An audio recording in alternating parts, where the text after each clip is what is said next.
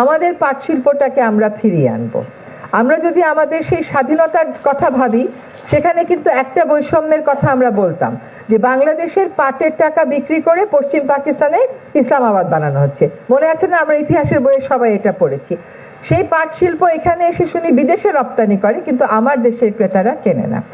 Super শপের কারণটা হচ্ছে যে আপনাদের যে ক্রেতারা আছেন তারা বিষয়গুলো জানবেন, বুঝবেন, এবং তারা হয়তো 20 টাকা 25 টাকা বাড়তি একবার খরচ করা তাদের জন্য খুব বেশি বোঝা হবে না। কিন্তু আমি আবারও বলছি যে সিদ্ধান্তের বাস্তবায়ন পর্যায়ক্রমিক।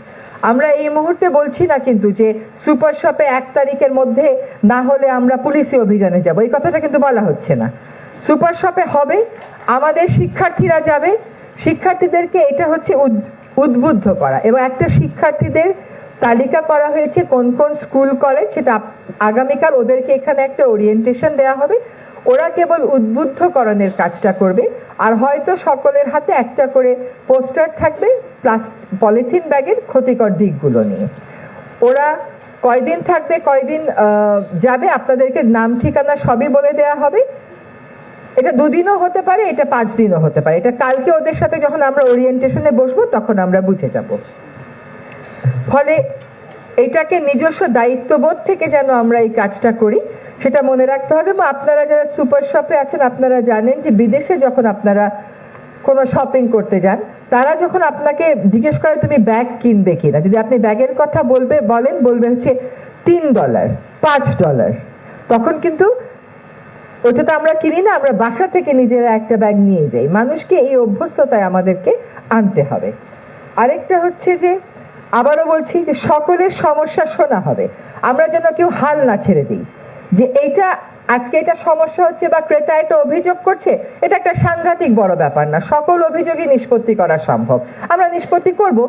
আপনারা 15 দিন এইভাবে যান, দেখেন কি সমস্যাগুলো হয়, আবার আমরা বসি, আবার আমরা জুম মিটিং করি, সেখানে কি সমস্যা হয় সেটা মোকাবেলা করার জন্য আমরা তখন সিদ্ধান্ত দেব।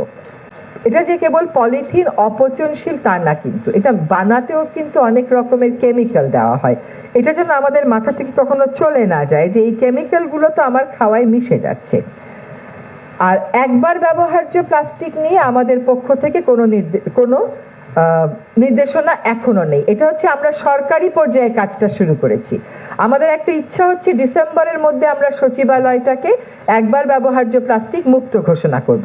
কিন্তু একবার ব্যবহার্য প্লাস্টিক যেমন কাঁটা, চামচ, প্লেট, এগুলো নিয়ে কিন্তু এখনো কোনো নিষেধাজ্ঞা দেশে নেই। আমরা এটার উপর কাজ করছি। এটা যারা প্রস্তুত করেন তাদের সাথে কথা বলবো, যারা বাজারজাত করেন তাদের সাথে কথা বলবো। একটা বাস্তবসম্মত সকলের অঙ্গীকার নিয়ে একটা ওয়ার্ক প্ল্যান করে তবেই নিষেধ করব, তবেই আমরা এটা নিষেধাজ্ঞা বাস্তবায়নের দিকে যাব।